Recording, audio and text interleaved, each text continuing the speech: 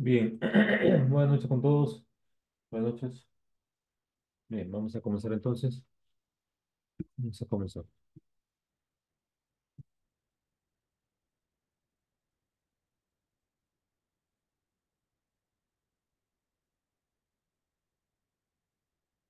Bien, vamos a comenzar entonces repasando la lección anterior. Vamos a ver.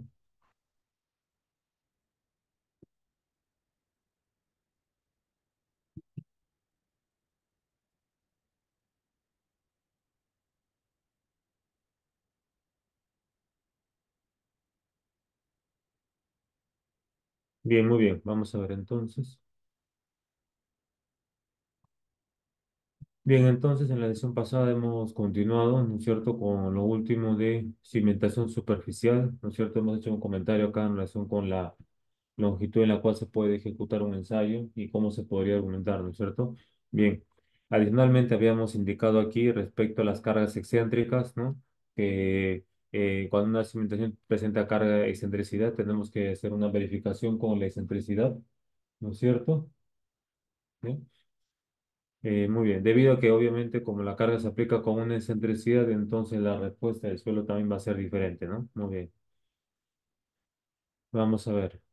Entonces, adicionalmente habíamos realizado, ¿no? Habíamos hecho un comentario en relación con cimentaciones en suelo estratificado, ¿no? Vamos a poder estimar la capacidad de carga también en un suelo estratificado y particularmente habíamos dicho que aplicando la norma de 0,50, ¿no? Podríamos eh, aplicar la fórmula de capacidad de carga, pero considerando el primer término cero o los dos segundos, ¿no es cierto? Eso dependiendo si es cohesivo o es granular, ¿no?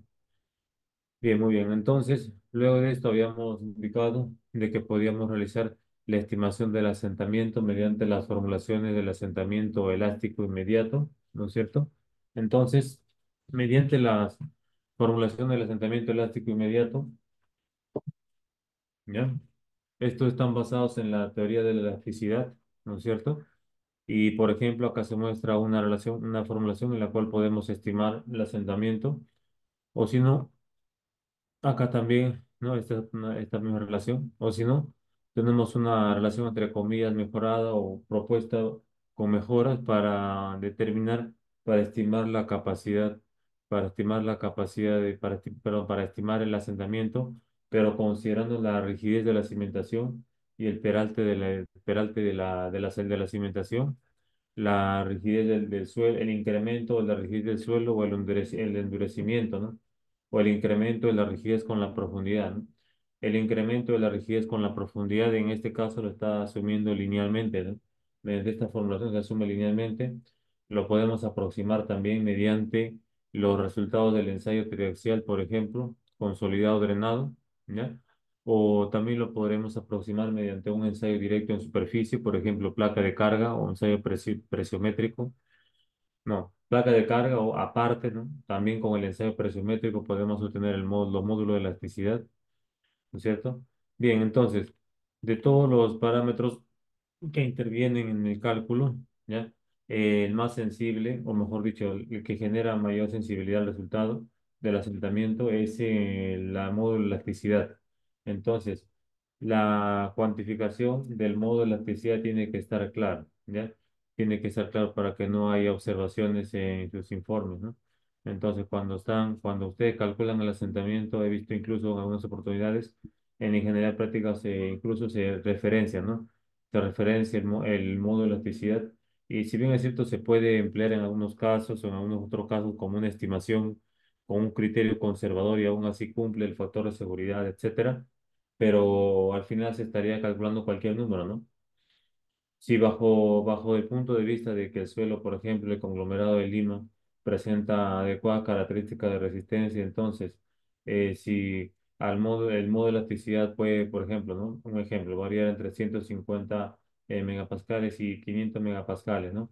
De cualquier forma, el asentamiento será menor que una pulgada, por ejemplo, ¿no? Si es que se ha calculado el asentamiento máximo como una pulgada. Entonces, en ese caso está cumpliendo, ¿no? Pero, ¿cuál es la ingeniería que se está realizando, ¿no es cierto? Se está calculando cualquier cosa, ¿no? Con un orden de magnitud muy grueso, ¿no? Entonces, ¿para qué se emplea la ingeniería, ¿no? ¿No es cierto? Entonces, la estimación del asentamiento, ¿no? Si bien es cierto, con esta fórmula se mejora, pero antes de eso, antes de aplicar la formulación que se requiere, ¿no? Se requieren los parámetros de ingreso, ¿no? Y los parámetros de ingreso, en este caso, los más relevantes es el modo de elasticidad y su incremento de la rigidez con la profundidad, ¿no? Como si este incremento de la rigidez con la profundidad es de forma indirecta, su incremento de la rigidez con el esfuerzo de confinamiento en realidad, ¿no? Entonces, cuando ustedes realizan un tracial, y ahora posiblemente lo podamos ver, ¿ya? Realizamos un tracial, podemos representar esto mediante una aproximación exponencial, ¿ya? Muy bien, pero lineal, ¿no? O sea, una exponencial, pero lo ajustaremos a una lineal porque aquí la formulación requiere una recta, pues, ¿no? Muy bien. Ahí está, ¿no? Entonces, tenemos la formulación, ¿no es cierto? Dependiendo del módulo de elasticidad, ¿no es cierto? Para la relación de Poisson, ¿no? Diferentes factores que hemos ya hablado en su momento, ¿no? Luego tenemos, ¿no? Acá también estos los factores. Además, tenemos un comentario en relación con la estimación del módulo de elasticidad precisamente, ¿no? Por lo que se había comentado, ¿no? Entonces, el módulo de elasticidad se puede estimar en función de diferentes formas, ¿no? Hay diferentes formas en la cual estimar el módulo de elasticidad. Bien, luego el ensayo edométrico también se puede emplear de forma indirecta para estimar el módulo de elasticidad, ¿no es cierto? Muy bien. Luego habíamos visto cimentación profunda. Entonces, en el caso de cimentación profunda vamos a poder estimar, o en el diseño, ¿no? En qué caso vamos a diseñar con cimentación profunda. Esto lo vamos a realizar cuando no se cumple el criterio con cimentaciones superficiales o cuando no se cumple el criterio, para cuando no se cumple el criterio de carga o cuando no se cumple el criterio de servicio, ¿no es cierto? En ese caso podemos proponer cimentación profunda. Lógicamente hay otras propuestas también de cimentación, ¿no? Puede ser losa de cimentación o dependiendo del caso también puede ser queizones de cimentación, ¿no? Pero en este caso estamos tomando los dos más típicamente más generales, más conocidos, ¿no? Que son cimentación superficial y cimentación profunda. Perdón. Bien. Luego de esto, ¿en qué caso se emplea de forma obligatoria, ¿no? La cimentación profunda, esta se emplea en el caso de que el suelo sea expansivo, colapsable, ¿no? Licuable, potencialmente licuable, ¿de acuerdo? O en el caso de que el suelo esté conformado la potencia superficial por un relleno no controlado, ¿no es cierto? Entonces, por ejemplo, el cálculo de la capacidad última la desarrollamos la capacidad por punta, ¿no? Le estimamos en este caso estamos tomando como referencia, de acuerdo, a la norma peruana, ¿no? ¿De acuerdo? Entonces la carga, porque en función a alguna norma se va a realizar un informe, ¿no? Un informe de mecánica del suelo, ¿no? De lo contrario sería una investigación científica o algo así, ¿no? ¿No es cierto? Se tendría que cumplir unos requerimientos mínimos, ¿no? Y los requerimientos mínimos para este caso particularmente están indicados en la norma, ¿no? Norma peruana en este caso, ¿no? Bien. Entonces, la carga última lo podemos estimar de un pilote de forma mucho más precisa mediante pruebas directas al pilote, ¿no? Es decir, mediante la prueba de carga estática, principalmente. Entonces, mediante la prueba de carga estática que se emplea con una viga de reacción, una gata hidráulica y extensómetros, lógicamente algo más, ¿no? Un equipo más y extensómetros, entonces podemos registrar el asentamiento respecto a la carga aplicada y mediante diferentes formulaciones podremos estimar aproximadamente cuál sería la carga última, ¿ya? Muy bien. Vamos a ver entonces, ¿no? Acá habíamos hecho de forma resumida cómo podemos estimar la carga última, ¿no? Para estimar la carga última, la capacidad de carga de un pilote, eso lo desarrollamos en función de la carga de la capacidad por punta y de la resistencia lateral, ¿no? Entonces, la capacidad por punta lo podemos obtener o lo podemos calcular tanto para suelos cohesivos como para suelos no cohesivos, ¿no? Porque típicamente cimentamos cimentación profunda en suelos de estas características, ¿no? Bien. En el caso de suelos no cohesivos, estimamos la capacidad por punta, podremos estimar la capacidad por punta mediante esta relación, donde N gamma y NQ son factores de carga, ¿no? Y estos factores de carga N gamma y NQ se muestran aquí en función del ángulo de fricción y acá en función del índice de rigidez. Esta formulación propuesta por Bessick, ¿ya? Acá está el índice de rigidez y el índice de rigidez es una medida, valga la redundancia, relativa de rigidez del suelo respecto a su resistencia, ¿no? ¿Cuál es su rigidez? ¿Cuál es su rigidez? ¿Cuál es su rigidez respecto a su resistencia, ¿no? El índice de rigidez, ¿ya? Bien, entonces, con el ángulo de fricción, el índice de rigidez, obtenemos el factores de carga N gamma, acá también, con el ángulo de fricción NQ, ¿no? Muy bien, entonces, también podemos obtener la carga última o la carga por punta mediante la relación o mediante en función del número de golpes del SPT, ¿no? Entonces, en este caso, en función de N60, por ejemplo, ¿no? Bien. Pero, sin embargo, si bien es cierto, podemos estimarlo de esta manera, ¿no? Mediante que es una formación propuesta por Basic, ¿no? Entonces, en la ingeniería práctica se ha mostrado que estos resultados presentan un valor máximo, ¿no? Es decir, no son mayores que un máximo, ¿no? Entonces, si se calcula un valor de capacidad de carga por punta, por ejemplo, como 20.000 kPa, para una arena densa, 20.000 kPa para una arena densa, ¿ya? Por ejemplo, aquí, que tenga una compacidad entre el 85 y el 100%, entonces, o arena muy densa, entonces, el máximo valor que puede presentar, o que en la ingeniería práctica se ha visto que presenta, son 10.000 kPa, ¿no? Y no 20.000 como se había calculado, ¿no? ¿Cierto? Entonces, por lo tanto, este sería el límite, ¿no? La capacidad de carga sería 10.000 y no 20.000, ¿no? Lógicamente, ¿no? Sería el límite inferior, ¿no? Límite superior, perdón. Luego, para el caso de suelos cohesivos, para el caso de suelos cohesivos, la carga por punta está en función de la cohesión no drenada a nivel de la punta, ¿ya? Entonces, dependiendo de la cohesión no drenada a nivel de la punta, acá representado como SU, no CU, ¿no? Entonces, multiplicamos por NC, donde NC es un factor de carga, como ya sabemos, y obtendremos la capacidad por punta. Entonces, típicamente este eh, NC es 9, ¿no? 9 CU, ¿no? Generalmente 9 CU, ¿de acuerdo? Y la carga por punta es 9 CU, ¿ya? Pero va a depender de la cohesión no drenada, dependiendo si es 25, 50, 100, tendrá mayor, más o menos valores en este rango, ¿no? Entre 6,5 y 9, ¿cierto? Bien. Bien, muy bien. Entonces, luego estábamos hablando también de la resistencia lateral. En el caso de la resistencia lateral, entonces, esta se puede desarrollar mediante el método, perdón, mediante, ¿no?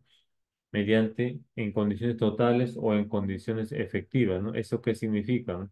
Significa que en condiciones efectivas se está idealizando en el caso de que no existen excesos de presiones de poro, tanto ni en el procedimiento constructivo ni a largo plazo, ¿no? Entonces, o condiciones efectivas solamente a largo plazo, ¿no? Entonces, esto acá en qué tipo de suelos, en suelos granulares, ¿no es cierto? En suelos granulares, ¿ya? O en suelos cohesivos con parámetros, o también podemos aplicarlo para suelos cohesivos con parámetros efectivos, ¿no? Mediante el método beta, beta por esfuerzo efectivo. Luego el método alfa en suelos cohesivos en parámetros totales, ¿cierto? Bien. Entonces, luego el método alfa sería la resistencia lateral es igual a alfa CU, donde alfa es un factor de adherencia, ¿cierto? Y CU, ¿no? Es la cohesión no drenada, ¿cierto? Resistencia cortante no drenada, ¿ya? Muy bien. Bien, entonces, en este caso, este valor de alfa, ¿cómo se puede determinar?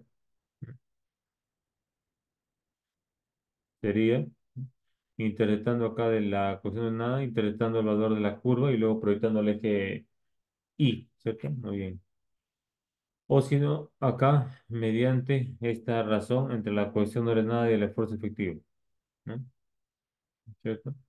Dividido entre la cohesión ordenada y el esfuerzo efectivo, ¿ya? Luego de esto, el método lambda, ¿no es cierto? En el cual activamos la resistencia lateral mediante lambda por el esfuerzo efectivo más dos veces la cohesión ordenada, ¿no? Y ahí una vez habíamos quedado. donde CU es la cohesión no drenada media, ¿no es cierto? Lambda, este parámetro que depende de la longitud de empotramiento, y sigma prima es el esfuerzo efectivo, ¿no? Bien, muy bien. Vamos a ver. Bien, hasta aquí todo claro. ¿Una pregunta?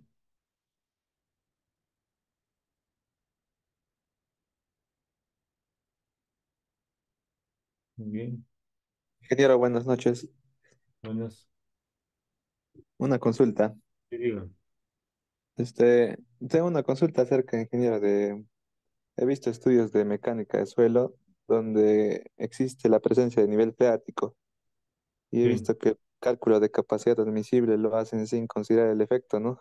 Y bajo el criterio de que en el proceso constructivo se va a drenar ese agua y ya no va a existir.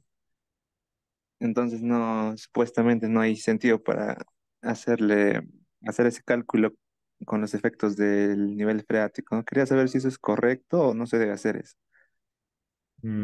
Ya. No, sí se debe considerar, claro, lógicamente, los efectos del nivel freático. ¿Ya? Se debe considerar los efectos del nivel freático. Entonces, de diferentes formas, ¿no? Pero sí se debe considerar los efectos del nivel freático porque el suelo, al encontrarse en condición saturada, va a soportar de forma diferente o va a resistir de forma diferente, ¿no? En condiciones efectivas, ¿no? En condiciones efectivas. ¿No es cierto? Bien. Entonces, el criterio que dicen que en el proceso constructivo se va a drenar el agua y ya no va a existir ese nivel freático, no garantiza entonces Bueno, que realmente no va a existir nivel freático a largo plazo. según lo que has expuesto, según lo que mencioné brevemente y conozco casi nada del tema, sí, pues, ¿no? No tendría, o mejor dicho, sí influiría, sí influenciaría, claro, ¿no? Pero a largo plazo sería en condiciones efectivas, ¿no? Entonces, igual tiene que considerarse en condiciones efectivas, ¿no? Claro, la participación del agua, ¿no? En la norma indican también, ¿no? Por ejemplo, para hacer selectividad, hacer participar el agua o algo así, ¿no? Vamos a ver ahorita, a propósito de esa parte, vamos a ver. Vamos a ver. Entonces, en esta parte de capacidad de carga,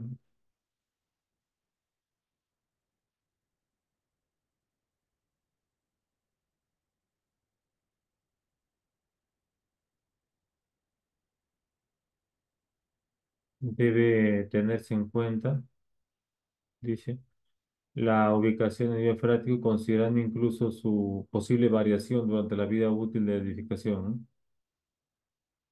Entonces sí debe considerarse. Ahora, ¿cómo se considera, no? Hay diferentes formas en las cuales se puede considerar el nivel freático, ¿no? La más conocida en cimentaciones superficiales es cuando el nivel freático se encuentra desde la superficie hasta el nivel de fondo de la cimentación, o desde el nivel de fondo de la cimentación hasta una profundidad por debajo B o una profundidad más por debajo. Entonces, sí se debe realizar, ¿no? Bien, vamos a ver entonces, continuaremos con lo siguiente.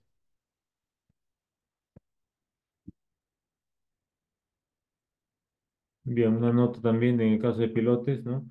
Para el diseño de pilotes, el diseño de eh, pilotes está gobernado en realidad por los grupos de pilotes, ¿no? Ya vamos a ver entonces, respecto a lo que hemos visto en la sesión pasada.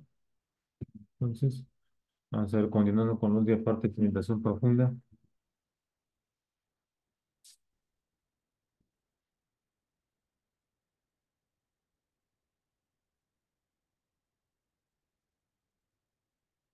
¿ya?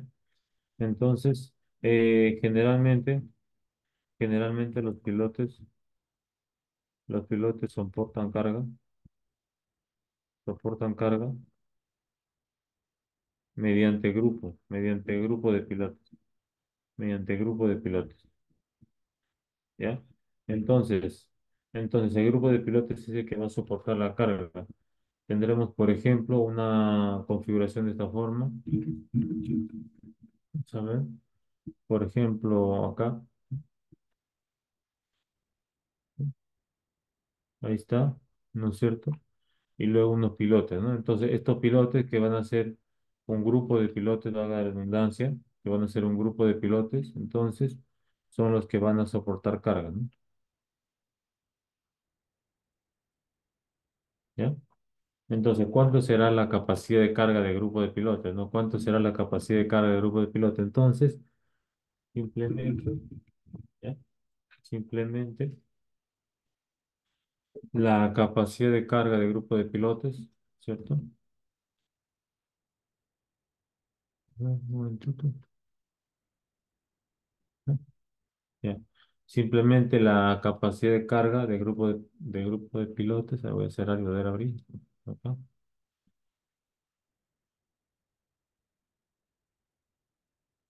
Muy bien,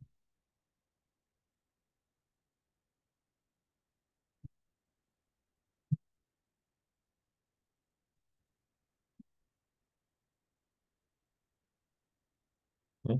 Entonces, la capacidad de carga de grupo de pilotes, ¿ya? Va a ser igual a qué cosa. Simplemente será igual a la capacidad de carga de un pilote, este de grupo de pilotes, la capacidad de carga de un pilote, pero multiplicado por cuántos pilotes hay, ¿no? Cuánto es la capacidad de carga de un pilote por el cuántos pilotes hay. Pero esto acá todavía reducido por un factor de eficiencia, reducido o también puede ser incrementado, ¿no? Por un factor de eficiencia, ¿ya? Este es un factor de eficiencia. Este es un factor de eficiencia. Entonces, este factor de eficiencia o eficiencia nada más, eficiencia, depende de qué cosa, ¿no? Depende, depende del tipo de procedimiento constructivo, ¿no? De procedimiento constructivo. Para un pilote, para un pilote, para pilotes hincados, para pilotes hincados en suelo cohesivo, esta eficiencia va a ser mayor que uno. Para pilotes perforados, esta eficiencia típicamente va a ser menor a uno, ¿ya? Entonces, vamos a ver, ¿ya? Vamos a ver. Bien, vamos a ver entonces, voy a copiar algunas imágenes y luego voy a proceder a explicar. Un momentito.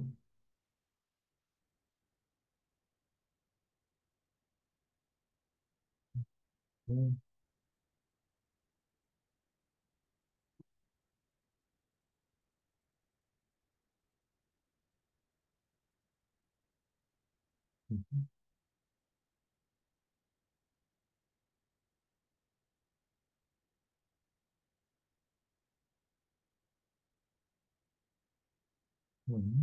un momentito.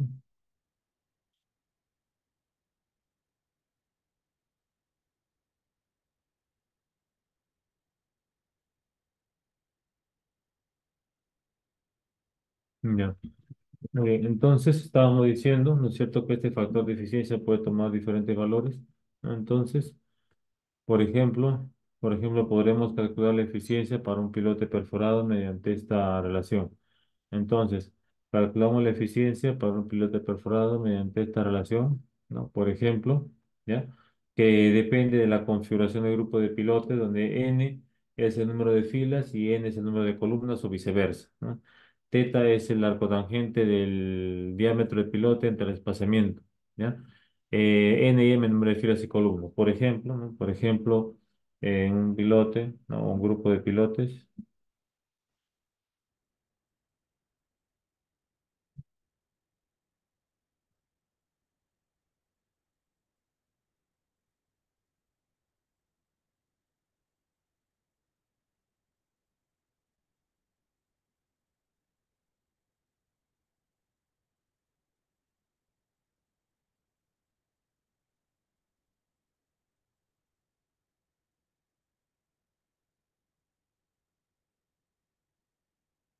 Por ejemplo, si está proponiendo un grupo de pilotes, ¿no es cierto?, en el cual el diámetro de pilote, ¿no?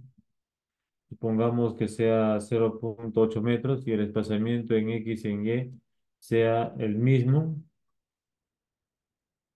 ¿no?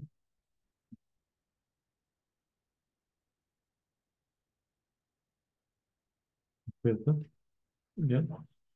Eh, Ahora, ¿cuánto es el desplazamiento? Eso lo podemos verificar también de acuerdo a la norma de 0,50. Entonces, el desplazamiento mínimo que recomienda en este caso, de acuerdo a lo que propone la norma, por ejemplo, ¿ya? Es la siguiente. Va a depender de la longitud entre los ejes, ¿no? Por ejemplo, en este caso, si es menor a 10, el desplazamiento debe ser, dice acá, debe ser como mínimo 3 veces b, ¿no? Entonces, dicho esto, por ejemplo, supongamos que la longitud es 12 metros, ¿no? Entonces el desplazamiento mínimo 4b, o sea, entre ejes mínimo debe ser 3,2, ¿no? 3,2 metros. Entonces, si es 3,2 metros, vamos a colocar 3,5, por ejemplo, ¿no? 3,5, ¿no? Entonces acá teta, ¿qué sería igual, no? Teta sería arcotangente de entre S, ¿no? Del diámetro del pilote, 0,8 entre el desplazamiento, 3,5, ¿no? Vamos a ver si calculamos rápidamente. Vamos a ver, arcotangente de 0,8 entre 3,5, 12,9, ¿no? 12,9, ¿no es cierto? Entonces aquí sería eh, la eficiencia. Ah, ya, la eficiencia a veces se le denomina la nomenclatura así o así como está acá, ¿ya? Entonces sería uno menos n menos uno filas por columnas, cualquiera, n igual a 3 o m, cualquiera. Entonces, 3 por ejemplo, que n igual a 3, ¿no? 3 menos uno por 4 más 4 menos uno por 3 dividido entre 90 por 3 por 4, ¿no es cierto? Entonces, y esto acá multiplicado por 12,9. Entonces, acá sería la eficiencia, calculando rápidamente, uno menos, acá sería 8, ¿no es cierto? Acá sería 9, sería 17, ¿no? Acá sería 9, ¿no? Acá sería 8, ¿no es cierto? Entonces sería 17. Entonces sería uno menos 17 por 12,9, ¿no es cierto? Entre 90 por 12, ¿no? Entonces, ¿cuánto sale esto? Más o menos. Vamos a ver. Sería uno menos 17 por 12,9 entre 90 por 12.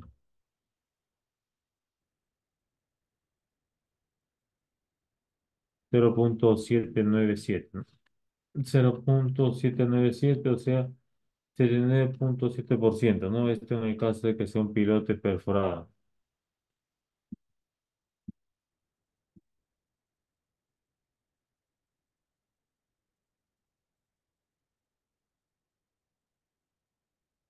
¿Ya? Muy bien, entonces, vamos a ver, ahí está preguntando alguien, creo.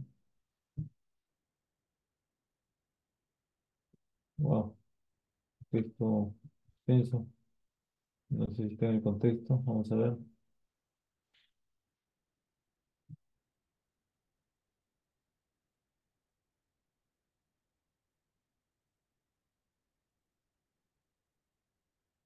Ya, nuestro compañero hace una pregunta interesante, sin embargo no está relacionada, pero vamos a contestar, ¿no? Pregunta, ¿qué cosa o cuál es el procedimiento más recomendado para presentar valores de capacidad de carga, ¿no? ¿Como un listado o como un único, ¿no? Bien, entonces la recomendación es que se particularice el problema, ¿no? Es decir, si se particulariza el problema geotécnico, a lo más sería recomendable presentar dos diseños o tres diseños, ¿no? Y no presentar un listado con diferentes valores de capacidad de carga y diferentes valores de, de geometría, ¿no? ¿Por qué, no? ¿Por qué? Pues porque en cada caso va a ser particular, ¿no? O sea, si es que el perfil estratigráfico es uniforme, ahí podríamos obtenerlo con el mismo procedimiento, ¿no? Pero si, por ejemplo, el suelo presenta ese estratificado, entonces a diferentes profundidades tendrá diferentes características, ¿no? Diferente peso específico del suelo de fundación, ¿no es cierto? Entonces, la recomendación sería particularizar el proyecto, es decir, proponer un único diseño, ¿no? Un único diseño o a lo más dos diseños, ¿no es cierto? Dos diseños. Entonces, por ejemplo, si el proyecto es así, ¿no? Es así particularmente, ¿no? Entonces, ¿no? Entonces, deberá considerarse para este caso, ¿no?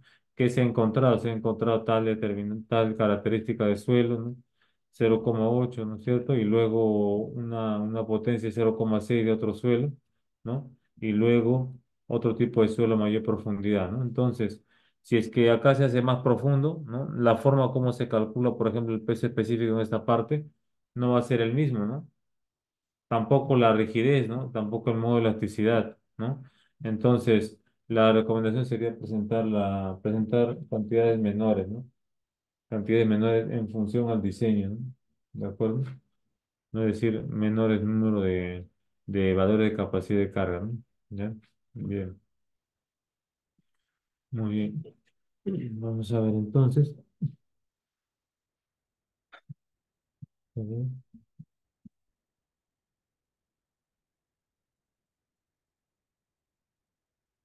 ¿Ya? Por ejemplo, a manera de acá de comentario, este valor de eficiencia, dice acá en suelos sin cohesión, siempre es mayor a uno, ¿de acuerdo? Y va a aumentar a medida del desplazamiento se acerca, a medida que el desplazamiento se acerca, ¿no? Entre los pilotes, alcanzando un valor máximo de espaciamiento entre el diámetro del pilote igual a 2, ¿no? Etcétera, ¿no? Entonces no vamos a profundizar ahora en algunas teorías sobre la eficiencia, pero ¿qué estamos viendo? Estamos viendo que la eficiencia, ¿qué cosa estamos viendo? Estamos viendo que la eficiencia puede ser mayor que uno, ¿no? Por ejemplo, en el caso de pilotes hincados, el suelo cohesivo puede ser mayor que uno también, ¿no? O en suelo suelto sin cohesión acá, en el caso de pilotes hincados, también es mayor que uno, ¿no? A diferencia de pilotes perforados, ¿no? Pilotes perforados, dice acá, ¿ya? Mediante previa excavación pueden ser bajos como 0,7 por ejemplo, ¿no? ¿De acuerdo? Etcétera. ¿Mm?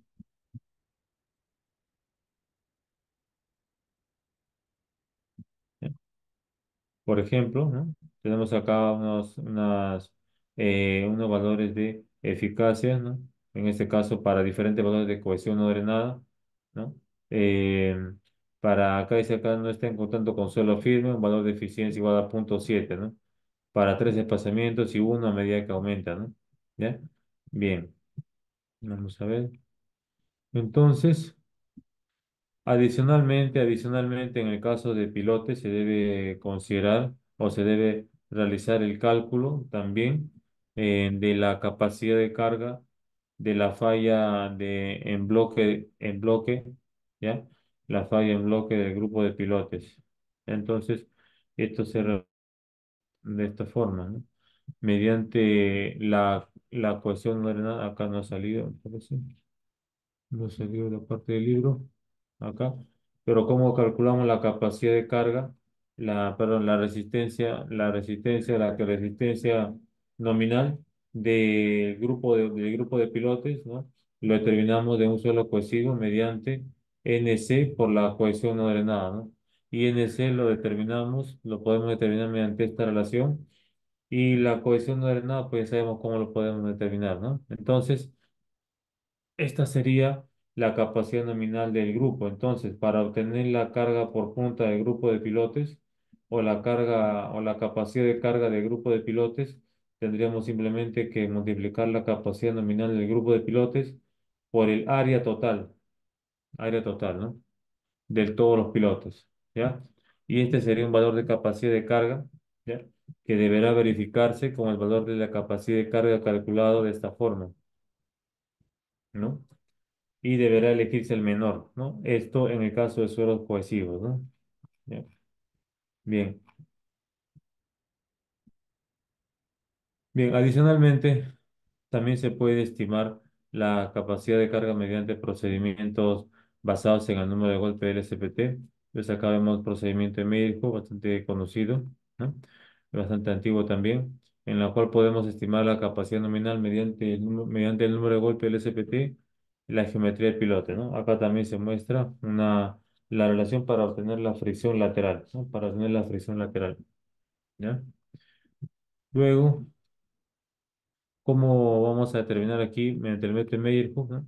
Simplemente en el promedio entre 50, ¿no? O acá 0,4 número de golpes, diámetro del piloto o profundidad de empotramiento entre ancho del piloto.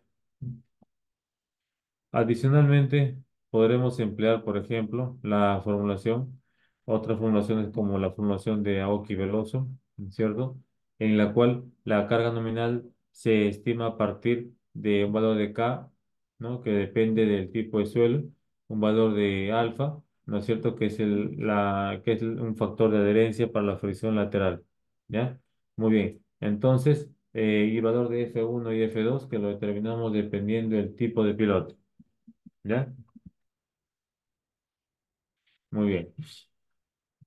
Entonces, vamos a ver. Vamos a ver.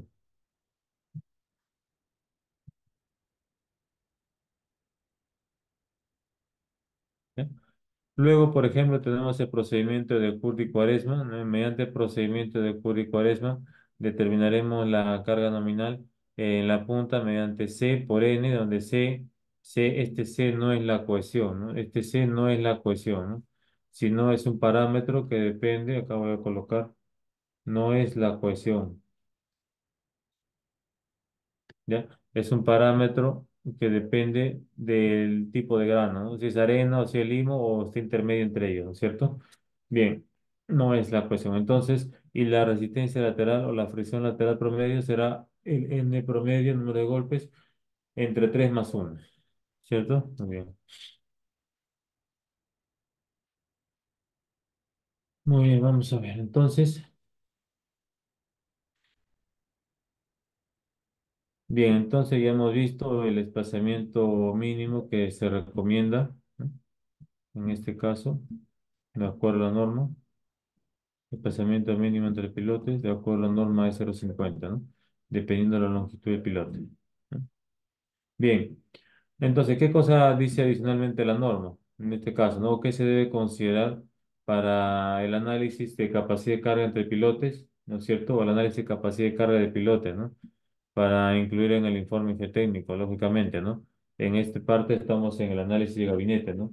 Aquí estamos en el análisis de gabinete, en la cual estamos a partir de la interpretación que hemos hecho, ¿no? A partir de la interpretación ya vamos a realizar el análisis de ingeniería, ¿no? Entonces, hemos comenzado con el ensayo de campo, ensayo de laboratorio, análisis de ingeniería o análisis de gabinete, ¿no? Y anterior a eso, la recopilación de la información preliminar. Entonces, ¿qué más dice la norma, no? Hay que considerar, dice, la fricción negativa. ¿Qué cosa es la fricción negativa, no? ¿Qué cosa es la fricción negativa? Análisis del efecto de la fricción negativa. ¿Y qué es la fricción negativa? Entonces, para analizar el efecto de fricción negativa, entonces, ¿qué es la fricción negativa? La fricción negativa es simplemente, como su nombre lo dice, ¿ya?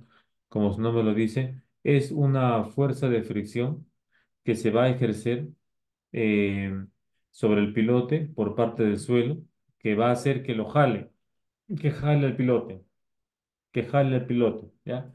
Entonces, ¿en qué casos habrá fricción negativa? ¿En qué casos va a jalar el pilote? Lo va a jalar cuando el suelo se haya adherido al pilote, ¿ya? Se haya adherido al pilote y el suelo empiece a asentarse por alguna razón, ¿no? Entonces, como el suelo se ha adherido al pilote, y luego el suelo comienza a sentarse, entonces, ¿qué va a hacer? Lo que va a hacer el suelo es jalarlo, pues, ¿no? Lo va a jalar, ¿cierto? Entonces, a esto se le llama fricción negativa. ¿En qué caso va a suceder eso? En el caso de que los pilotes estén construidos sobre depósitos de suelos cohesivos o suelos finos o suelos arcillosos muy blandos, ¿no? O suelos orgánicos altamente compresibles, ¿no es cierto? Fundamentalmente eso, ¿no? Suelos orgánicos altamente compresibles, suelos finos o suelos granulares, no sueltos, suelos granulares sueltos. Eh, Aunque en este último caso no, porque no presenta la adherencia que presentan los suelos arcillosos o los suelos finos. Muy bien.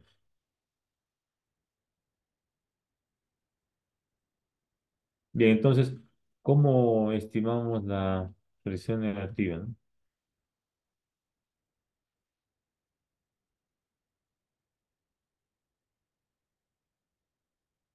¿Ya? Entonces, dice acá lo siguiente, que para determinar la presión negativa no es sencillo, dice acá, ¿no? No es sencillo. ¿Por qué? Porque, sin embargo, para fines prácticos se considera que el efecto de la presión superficial negativa será estimando o utilizando los mismos métodos estudiados en el curso, bueno, en el curso, estudiados con el cambio de dirección de la fuerza, ¿no? Es decir, los métodos estudiados, ¿no? Con el cambio de dirección de la fuerza, es decir, cambio de signo, ¿no? Entonces, si se diseña o si se analiza un pilote, ¿no es cierto? Este pilote se va a desarrollar, por ejemplo, este pilote,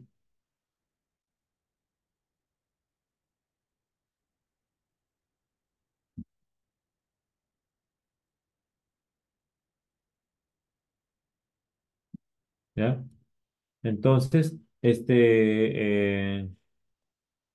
pilote, ¿de acuerdo? El cual va a ser cimentado en un suelo, en suelo fino, por ejemplo, al momento de que al suelo fino eh, al momento de que el suelo fino se consolide, ¿no es cierto?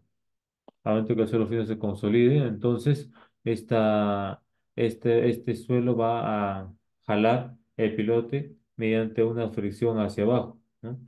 Entonces, a esto, ¿ya?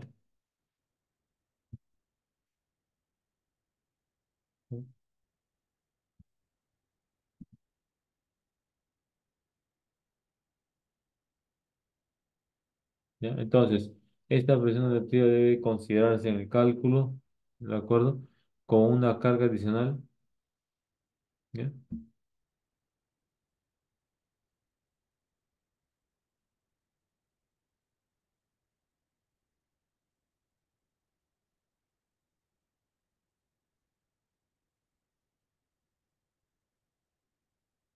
Muy bien, vamos a ver.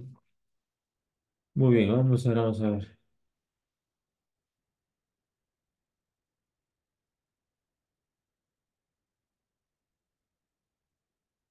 Bien, entonces, luego de la propuesta de diseño de cimentación superficial y cimentación profunda, ¿no? Se debe analizar la posible ocurrencia, ¿ya? De algunos de estos fenómenos descritos como especiales, ¿no? Colapsable, licuable, ¿no? Erosionable, etcétera, ¿no? ¿Ya? Bien, entonces,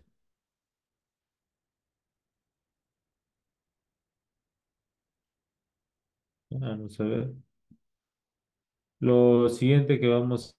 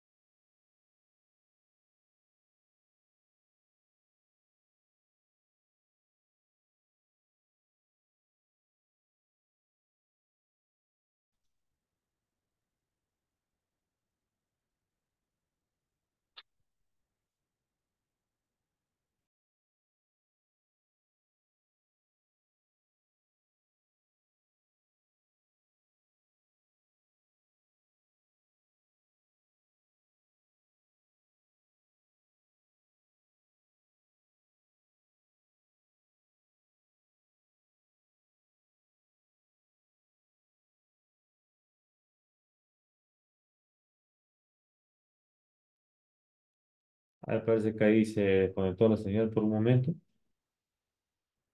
Vamos a ver. Un momentito.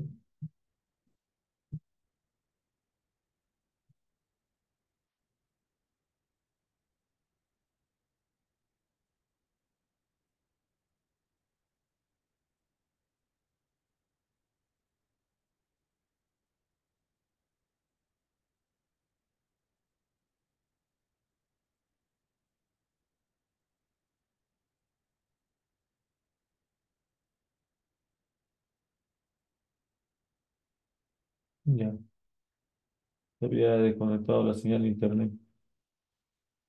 Un momentito, estoy compartiendo.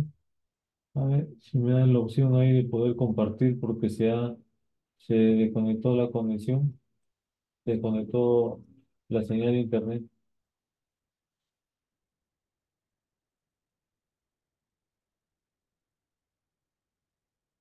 A ver, un momento, por favor.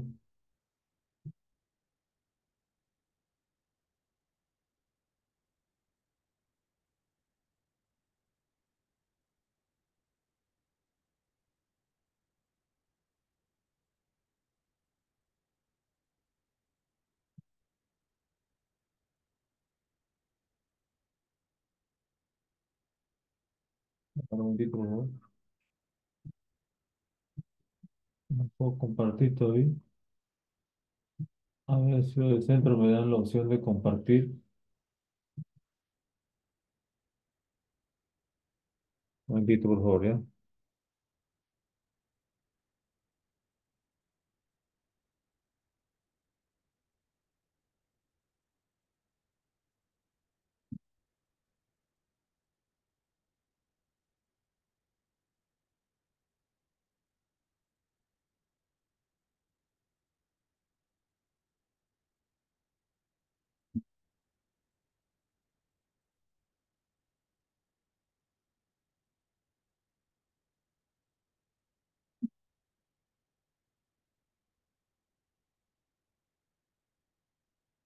momentito, por favor, para poder compartir la pantalla.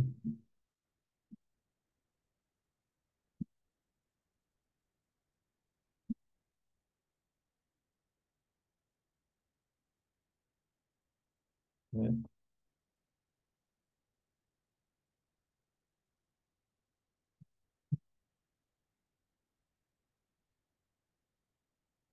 ver, un momento, voy a ver si conecto me contacto con el centro. A ver si ahora sí, ya está.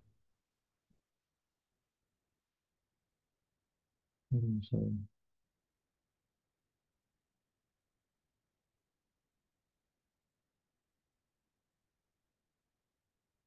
Ya,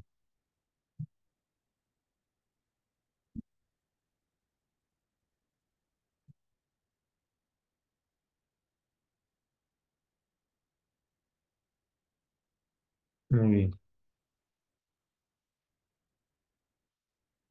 Bien, vamos a ver entonces.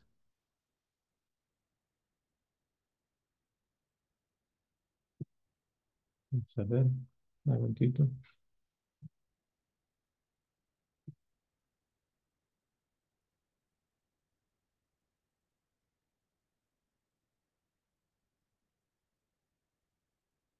Un momentito, por favor.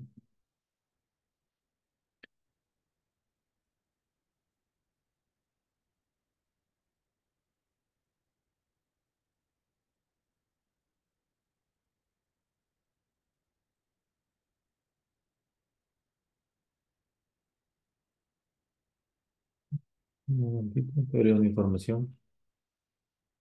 Ya.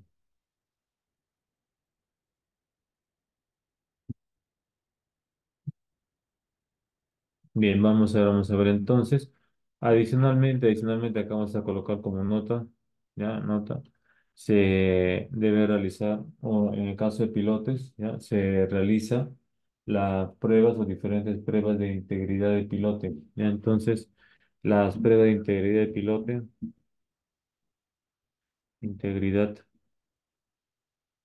de pilote, sirven o se emplean. se utilizan, se utilizan para verificar, verificar la uniformidad tanto de los materiales, ¿no? ¿De acuerdo?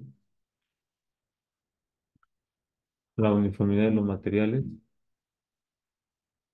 ¿no es cierto? Como en la geometría, ¿no? Es decir, la sección, ¿no? Como en la geometría, ¿no? Acá la sección tiene que ser constante, ¿no? O de acuerdo al diseño, ¿no? ¿No es cierto?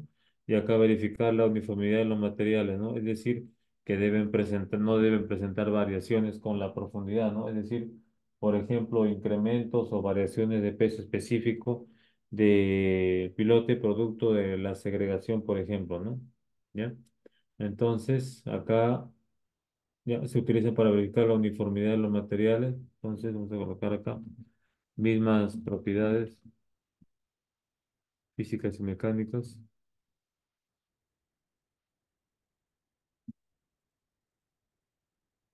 como en toda su longitud, en toda su longitud.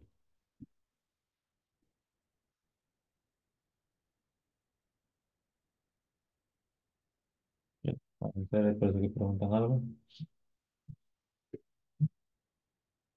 Ah, ya, ya, muy bien. Muy bien, muy bien. Vamos a ver entonces. Luego de esto, se debe analizar un estudio de mecánica de suelos, la posible ocurrencia de algunos problemas geotécnicos que dependen de algunas características del suelo, ¿ya? Entonces, en la ingeniería práctica tenemos que verificar tenemos que verificar los siguientes criterios, ¿no? En este caso, nuevamente particularizando la norma peruana, ¿ya? Tenemos que tener en cuenta que potencialmente el suelo puede ser colapsable, puede ser potencialmente licuable, dependiendo de algunos casos, ¿no? Dependiendo de las características, ¿no? No solo del suelo, sino también el nivel freático, ¿no? Ya, entonces, a esto, en el caso de la norma peruana, se le llama problemas especiales en cimentación, ¿no? ¿Ya? Y deben verificarse que no se encuentren dentro del tipo de suelo que se está analizando, ¿ya? Es decir, debe realizarse un análisis. ¿Y cuál es ese análisis? El análisis o los análisis que se realizan preliminarmente, ¿ya? Se encuentran en la norma de 050 y se realizan mediante ensayos que se obtienen de la primera parte de clasificación. Entonces, vamos a ver.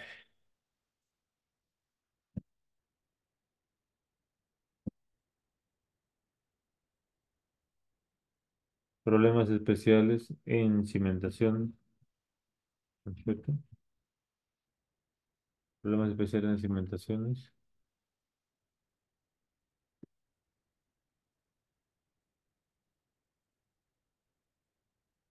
Bien. Muy bien, entonces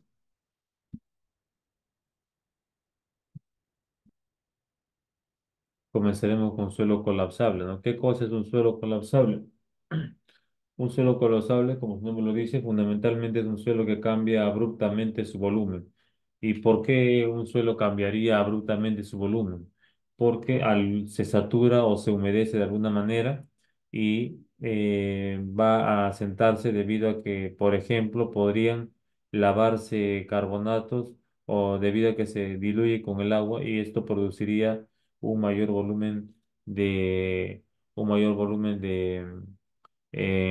de vacíos, ¿no es cierto? Por ejemplo, ¿no? Entonces, en el caso de suelos, ¿ya? En el caso de suelos típicamente arenosos o granulares, en el caso de suelos arenosos o granulares, ¿de acuerdo? Que no se encuentran bajo nivel freático, que no se encuentran bajo nivel freático, entonces, dependiendo del resultado de esta gráfica, ¿no? Que se encuentra la norma de 0,50,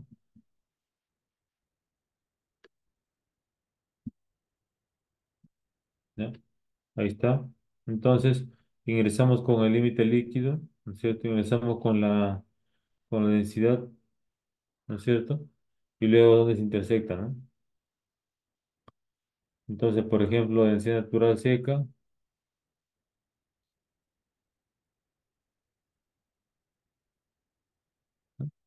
densidad natural seca, por ejemplo, 1,4 gramos centímetro cúbico,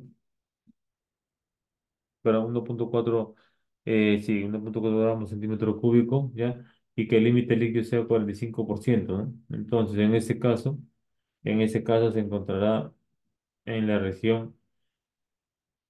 la región no colapsable, ¿cierto?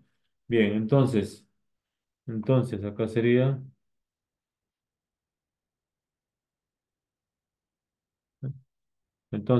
luego, si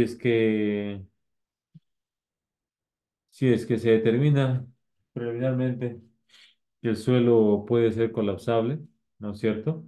Entonces ahí se realiza un ensayo que se llama ensayo para la medición del potencial de colapso en suelos, ¿ya? Ensayo para la medición del potencial de colapso en suelos. Entonces,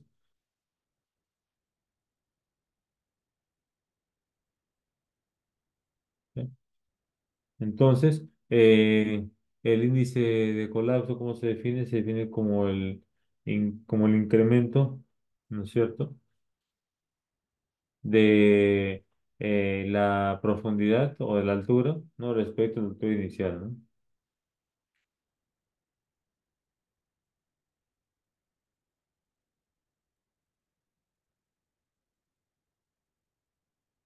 ¿Sí?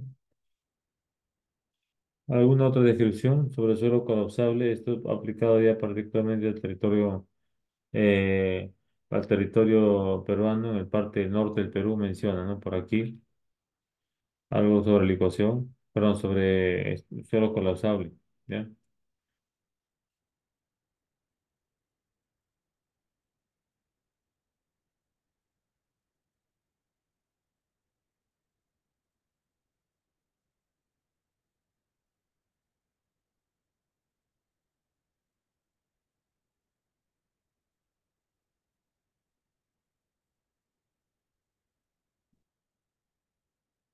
¿Ya?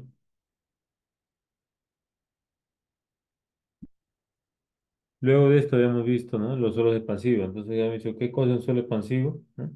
Es, son suelos los cuales aumentan su volumen al humedecerse o saturarse. De igual forma que eh, en el caso de los suelos que no son expansivos, o es decir, los suelos que no presentan mayoritariamente contenido de monoriunita, ¿no es cierto? Entonces, estos suelos pueden humedecerse, pero no van a incrementar su volumen como sí lo harían los que contienen la monoriunita, debido a su gran adherencia. Entonces, vamos a ver. A un numador de módulo de elasticidad, ahí está. En este caso sería un nodo de intercambio catiónico, ¿ya?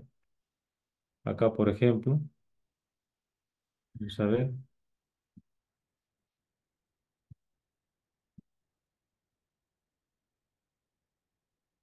por ejemplo, de esta referencia, o como les había indicado, particularmente para suelo colapsable en el territorio peruano, ¿ya? En la cual podremos determinar o podremos cuantificar también, ¿no?, mediante esta gráfica, otro criterio del potencial de colapso, ¿no? Dependiendo del límite líquido, ¿ya? Dependiendo del límite líquido y del peso volumétrico seco, ¿no? Entonces, acá se muestran estos tres rangos, ¿no? Aquí depende también del límite líquido y densidad natural seca, pero hay solamente dos rangos, ¿no? Límite líquido y densidad natural seca, ¿ya? Muy bien.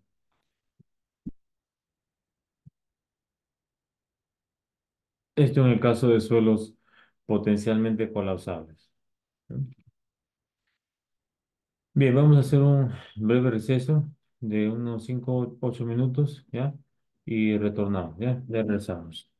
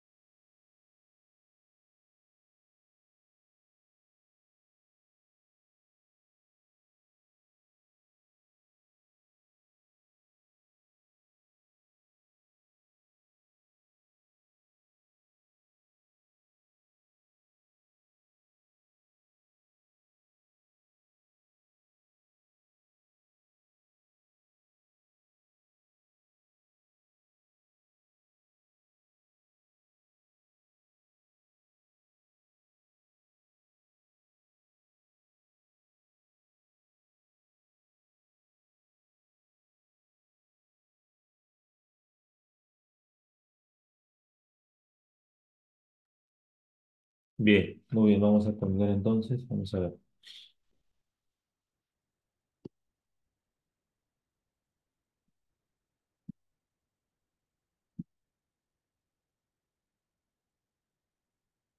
Bien, vamos a ver entonces. Luego, adicionalmente, ¿ya? Adicionalmente, en el caso de que se presenten suelos con contenido de finos, se debe incluir la verificación o el descarte, entre comillas, no el descarte, ¿no? Sería del comportamiento expansivo de suelos. ¿Y esto cómo se realiza?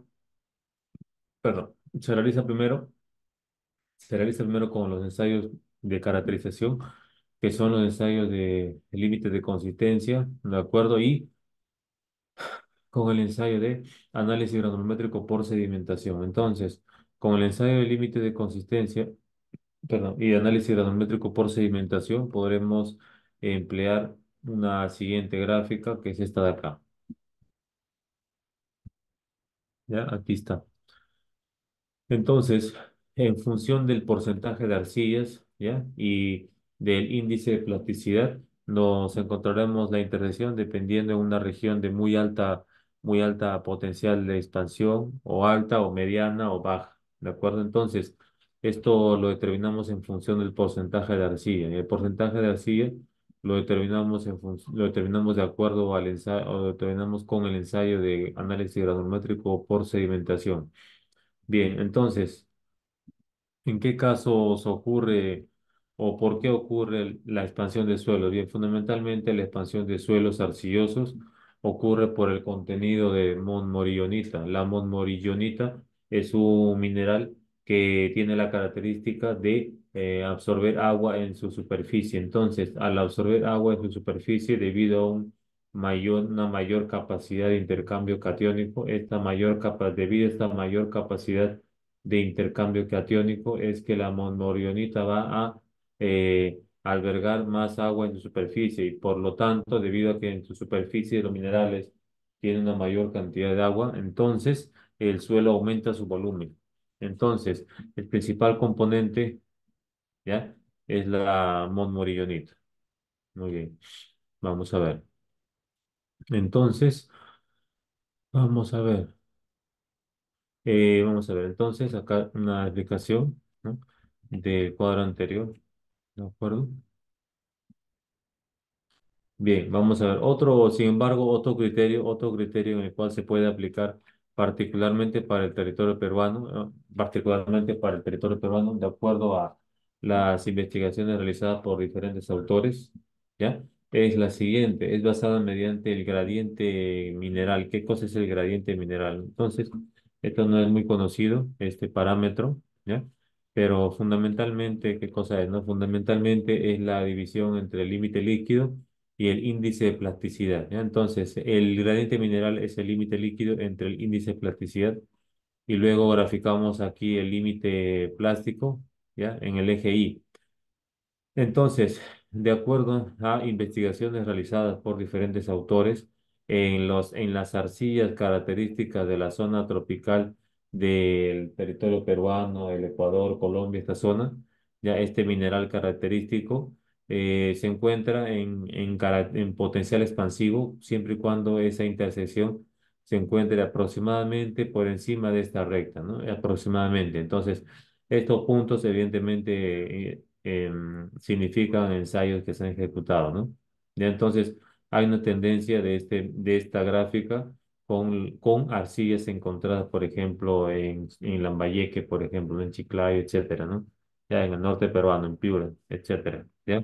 Bien, entonces, este es un criterio un poco más cercano que este para aproximar en una primera instancia, ¿no? Luego de esto, una vez que se ha verificado que el suelo puede tener o posiblemente puede tener un comportamiento expansivo, entonces a continuación se realiza el ensayo de potencial de hinchamiento, potencial de hinchamiento, ¿ya? Entonces, en el ensayo de potencial, me parece que en el ensayo anterior dije potencial de hinchamiento, no, potencial de colapso, ¿no? Obviamente, potencial de colapso, ¿no? Potencial linchamiento, ¿no es cierto? En el cual en el cual vamos a determinar de acuerdo a esta norma, cuánto es el potencial de expansión, ya, o potencial de hinchamiento, ¿de acuerdo? Entonces, dependiendo del potencial de hinchamiento, se podrá cimentar sobre un suelo que tenga un potencial bajo, ¿no? De acuerdo, en este caso, tomando como referencia lo que indica la norma, ¿ya? La norma peruana en este caso, ¿ya? Entonces, ¿qué cosa dice la norma? La norma dice, en forma resumida, que no se puede cimentar sobre suelo expansivo, ni sobre sobre suelo colapsable, ni sobre suelo potencialmente expansivo. Entonces, o se puede cimentar solamente con un suelo potencialmente expansivo, con, con un potencial bajo de expansión. Eso está, acá está, ¿no?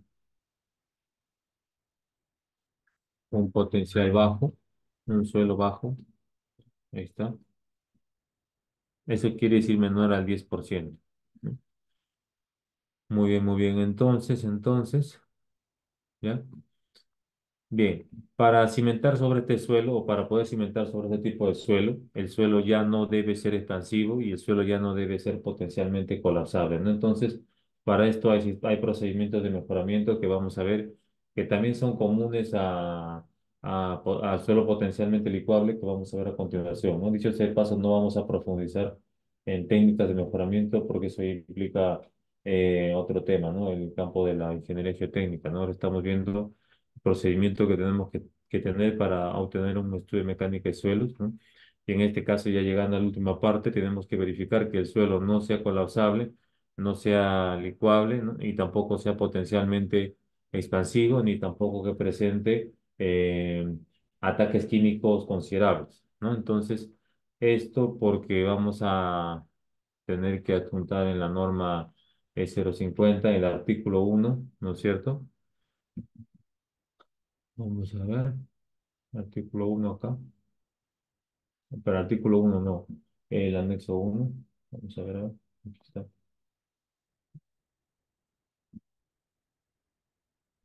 Entonces, típicamente acá en el anexo 1, ¿no es cierto?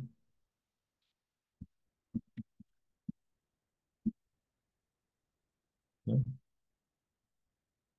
Acá en el anexo 1 tenemos que decir, ¿no? Tenemos que decir si el suelo es potencialmente licuable, potencialmente colapsable, potencialmente expansivo, ¿no? Y si es o no es, ¿no? Y para saber si es o no es, tenemos que hacer la verificación que estamos diciendo, ¿no? ¿Ya? Bien, muy bien. Vamos a ver lo siguiente en el caso de que el suelo sea potencialmente licuable. Vamos a ver, entonces, en el caso de licuación de suelo,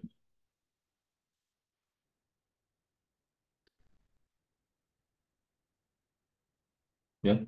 Suelo potencialmente licuable. ¿Qué cosa es licuación de suelo para comenzar, no? Bien, vamos a ver, licuación de suelo simplemente, ¿de acuerdo? Ya voy a enviar antes esa información acá, ¿ya? Simplemente, ¿ya? Simplemente es cuando el esfuerzo efectivo en el suelo se hace cero, ¿no? La licuación del suelo es cuando el esfuerzo efectivo se hace cero. ¿Y por qué el esfuerzo efectivo se hace cero? Simplemente porque el suelo temporalmente deja de comportarse como un sólido, sino pasa a comportarse como un líquido, ¿no? De forma temporal, ¿no? Entonces, ¿por qué ocurre esto? Perdón, vamos a ver. Supongamos lo siguiente.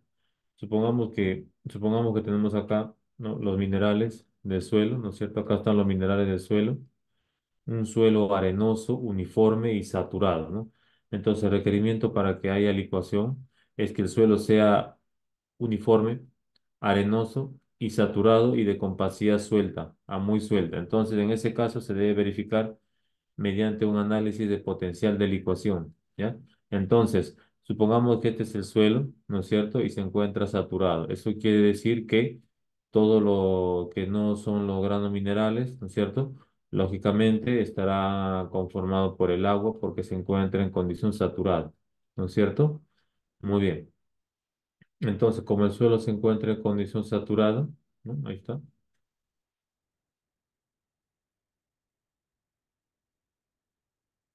¿no es cierto?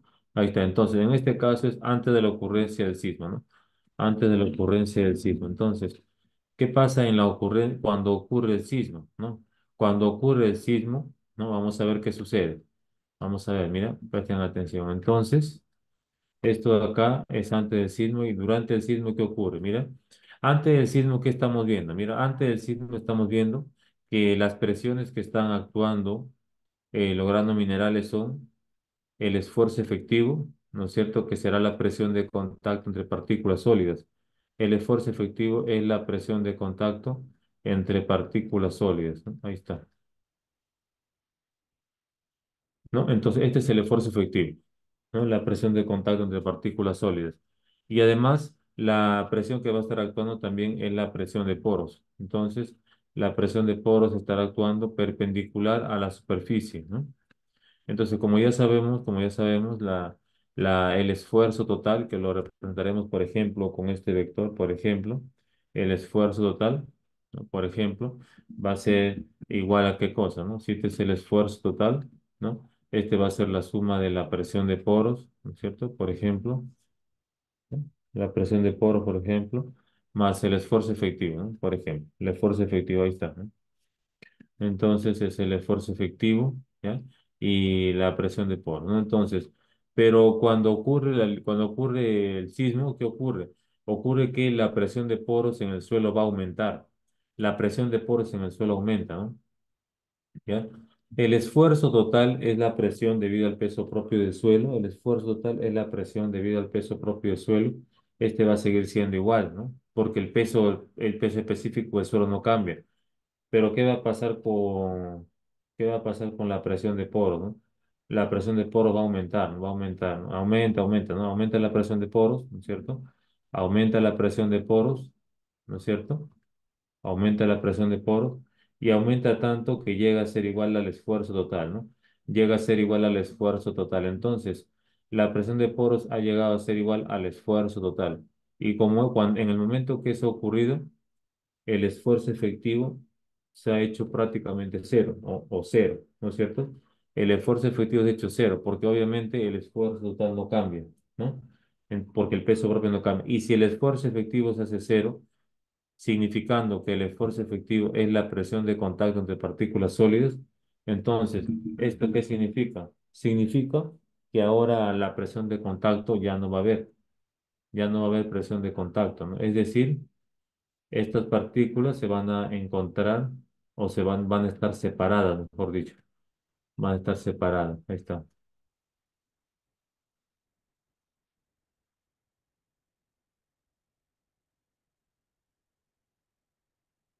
Ya no van a estar en contacto. Y si no van a estar en contacto, y si no van a estar en contacto, entonces ahora toda la matriz va a ser el agua, ¿no? Toda la matriz va a ser el agua. Temporalmente, ¿no? En estos momentos, la matriz es el agua, ¿no? La matriz es el agua. Y como la matriz es el agua, ahora es un líquido, ¿no? Todo esto ahora es un líquido, se comporta como si fuera un líquido, ¿no? Se comporta como si fuera un líquido, ¿no? Pero no es un líquido, ¿no? O mejor dicho, es un líquido en estos momentos, ¿no? En estos momentos es un líquido, pero antes era un sólido. Acá, ¿por qué es un líquido? Porque la matriz del conjunto es el agua, entonces se comporta como si fuera un líquido, y en este caso el líquido no tiene resistencia al esfuerzo cortante, pues, ¿no? No tiene resistencia al esfuerzo cortante. Por lo tanto, en el caso del diseño en suelos potencialmente licuables, ¿ya? Potencialmente licuables, este tipo de suelo eventualmente no va a tener ninguna resistencia, ¿no? Entonces, no se cimienta sobre suelo potencialmente licuable, ¿no? ¿Por qué? Porque este suelo no va a tener resistencia eventualmente cuando ocurra un sismo, ¿no? ¿Ya? Y definitivamente va a fallar. ¿Ya? Entonces, volviendo acá a lo que estábamos hablando. Primero, ¿no? La licuación de suelos es este procedimiento en el cual se incrementa la presión de poros hasta ser igual al esfuerzo total y por lo tanto el esfuerzo efectivo se hace cero. Y esto ocurre únicamente en el caso de suelos arenosos, uniformes y saturados, ¿ya? Y saturados. Acá la norma dice que también arena limosa, arena arcillosa, etcétera, ¿no? Pero en la ingeniería práctica se ha visto poco probable que ocurran en estos tipos de suelos. pero sí en suelos arenosos uniformes, ¿no? Pero en arena limosa arcillosa generalmente no, ¿no? Debido a la presencia de los finos que van a reducir el potencial de licuación, ¿ya? Bien, muy bien. Vamos a ver, adicionalmente, ¿ya? Bien, vamos a ver entonces. Vamos a ver lo siguiente. A ver,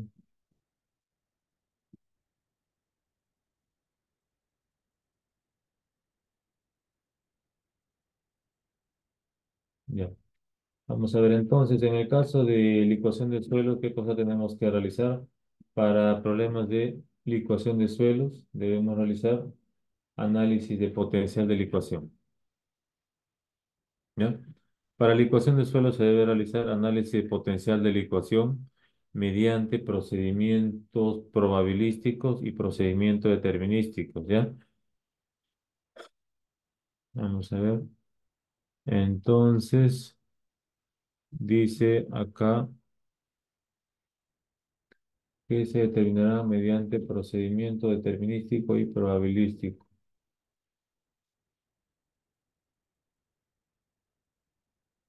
El método determinístico permite, acá está, ¿no?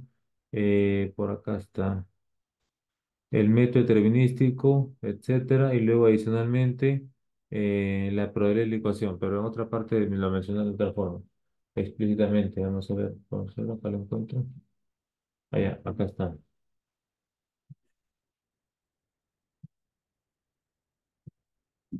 ¿Ya? Entonces, se debe realizar el análisis de potencial de licuación mediante procedimiento determinístico y procedimiento probabilístico, ¿no?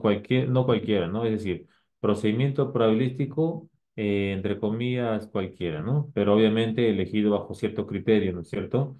Pero cualquiera elegido racionalmente, ¿no? Se entiende, ¿no?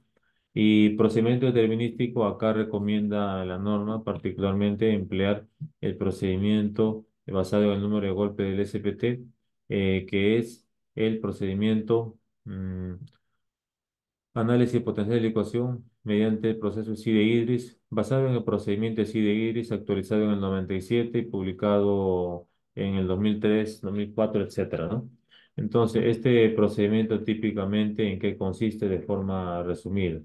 Vamos a ver. Entonces, lo voy a mostrar de forma resumida en un cuadro. Vamos a ver. ¿Hasta aquí todo claro? ¿A una consulta? Bien. Vamos a ver entonces.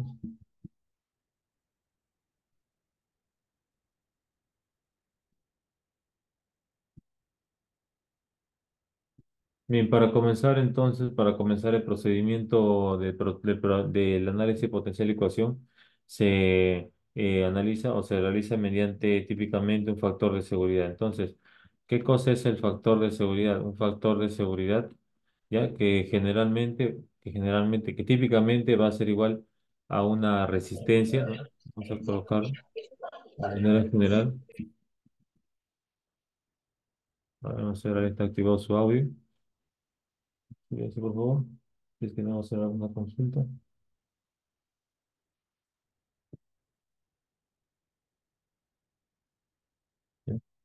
Entonces, sería la resistencia, un comportamiento resistente de manera general, ¿no?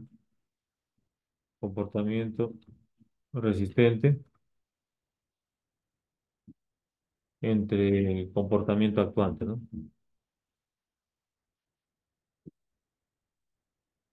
¿Sí? Comportamiento resistente del comportamiento actuante. Entonces, en este caso, el comportamiento resistente está representado mediante la resistencia al esfuerzo cortante cíclico. La resistencia al esfuerzo cortante cíclico para un sismo M, de magnitud M, de magnitud de momento M, ¿ya? Y luego el comportamiento actuante está representado por el esfuerzo cortante, el esfuerzo cíclico actuante. el esfuerzo cortante cíclico actuante, el esfuerzo cortante cíclico actuante y el esfuerzo cortante cíclico resistente, ¿ya? Y el esfuerzo, voy a colocarlo acá, mejor, esfuerzo cortante cíclico actuante, ¿ya? Esfuerzo cortante cíclico resistente, ¿no es cierto? ¿Ya? Entonces, el esfuerzo cortante cíclico actuante, perdón, acá es al revés, acá es al revés, el resistente es en el numerador, el actuante es en el denominador. Cuando lo que resiste es mayor que lo que actúa, el factor de seguridad será mayor a 1, ¿no? Entonces, y el esfuerzo cortante cíclico resistente depende de qué cosa? Depende fundamentalmente del número de golpes del SPT. Depende fundamentalmente del número de golpes del SPT, ¿ya? Y el esfuerzo cortante cíclico actuante, ¿de quién depende? Este depende fundamentalmente de la aceleración máxima del signo, ¿no? Y de otros parámetros adicionales, ¿ya? Bien, entonces, vamos a ver. El esfuerzo cortante cíclico resistente es lo siguiente, ¿ya? Ahí está. El esfuerzo cortante cíclico resistente se puede estimar, ¿de acuerdo? Se estima de esta forma, ¿ya? Mediante la formación de de Idris es la razón entre la aceleración máxima y la gravedad, y esto sería la aceleración pico o la aceleración máxima para el sismo de diseño, ¿ya? Este sería la aceleración máxima para el sismo de diseño, aceleración máxima para el sismo de diseño. Entonces, y este sería el esfuerzo total, el esfuerzo total entre el esfuerzo efectivo y este sería un factor de reducción, un factor de reducción. Entonces voy a copiar la relación,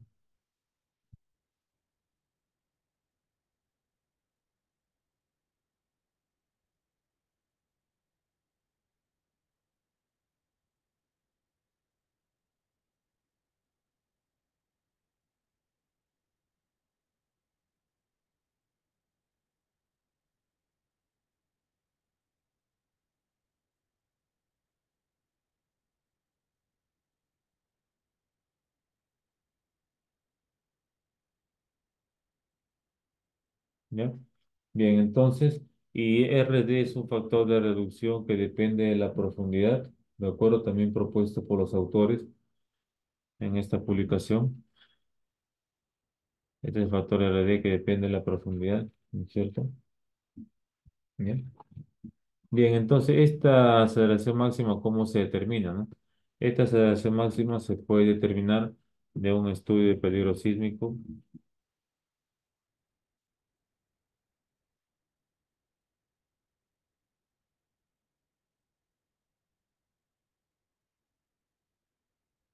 ¿ya?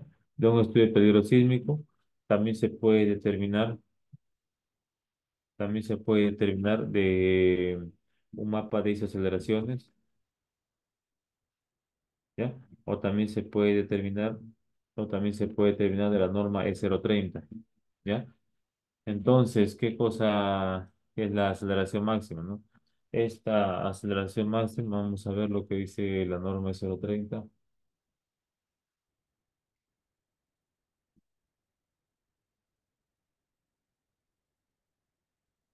¿no? Entonces,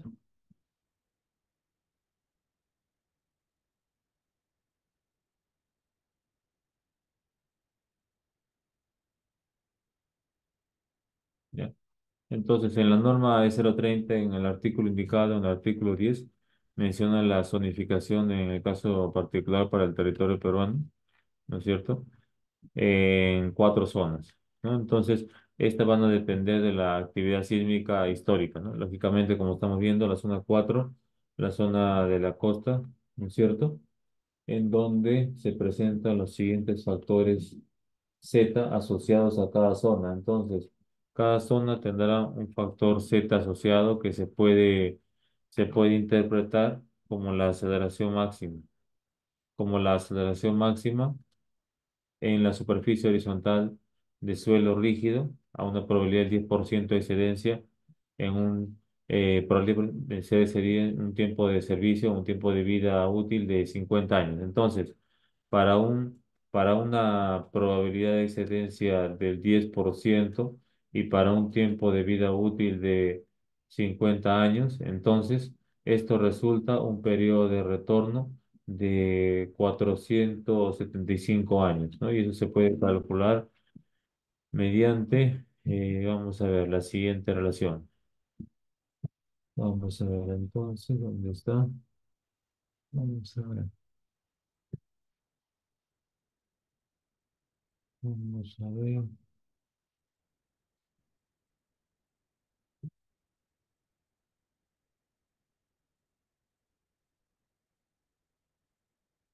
vamos a ver un momentito.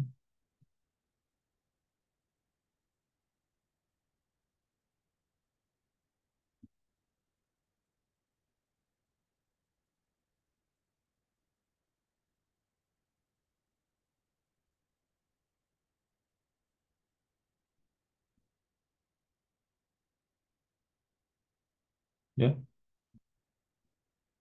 Entonces, si reemplazamos acá para un tiempo, para una probabilidad de excedencia del 10%, para una probabilidad de excedencia, para una probabilidad de excedencia del 10%, esto va a ser igual a ¿qué cosa? Va a ser igual a 1 menos e elevado a la menos tb, que es tiempo de vida útil o tiempo de servicio entre el periodo de retorno. Y acá resulta 475 años. Entonces, con ese número, ¿no es cierto? Podremos obtener un valor de aceleración máxima. Por ejemplo, ¿no? Particularmente para un proyecto, particularmente se obtuvo lo siguiente. Vamos a ver, por ejemplo,